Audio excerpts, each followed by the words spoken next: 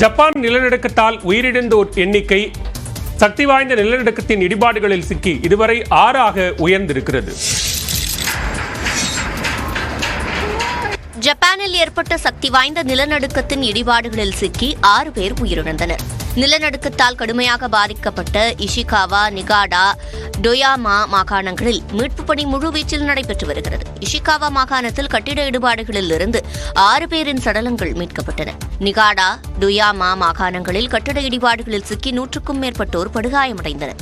அவர்கள் அனைவரும் உடனடியாக மீட்கப்பட்டு மருத்துவமனைக்கு அனுப்பி வைக்கப்பட்டனர். மீட்புப் பணி போர்க்கால அடிப்படையில் நடைபெற்று வரும் நிலையில் மேலும் பலர் இடிபாடுகளில் சிக்கி பலியாகியிருக்கக்கூடும் என அஞ்சப்படுகிறது. இதனிடையே தொடர்ச்சியான பெரிய பூகம்பங்களை தொடர்ந்து வழங்கப்பட்ட உயர்மட்ட சுனாமி எச்சரிக்கையை ஜப்பான் அரசு வாபஸ் பெற்றது. இருப்பினும் முழுமையாக சுனாமி எச்சரிக்கை கைவிடப்படாத நிலையில் கடலோர பகுதிகளில் வசிப்பவர்கள் தங்கள் வீடுகளுக்கு திரும்ப வேண்டாம் என்று அறிவுறுத்தப்பட்டுள்ளனர். இதனால் பொதுமக்கள் உயரமான இடங்கள், ஆலயங்களில் தஞ்சமடைந்துள்ளனர். புத்தாண்டு தினத்தன்று குஜராத் மாநிலத்தில் 108 இடங்களில் ஒரே நேரத்தில் சூரிய நமஸ்காரம் செலுத்தப்பட்டது கின்னஸ் சாதனை புத்தகத்தில் பதிவு செய்யப்பட்டுள்ளது. மோதிராவில் உள்ள சூரிய கோயில் குளத்தின் கரையில் நடைபெற்ற சூரிய நமஸ்கார நிகழ்ச்சியில் சிறியோர் முதல் பெரியோர் வரை ஆர்வத்துடன் பங்கேற்றனர். இதில் முதலமைச்சர் பூபேந்திர பாட்டீல், உள்துறை அமைச்சர் ஹர்ஷ் சங்வியும் கலந்து கொண்டனர்.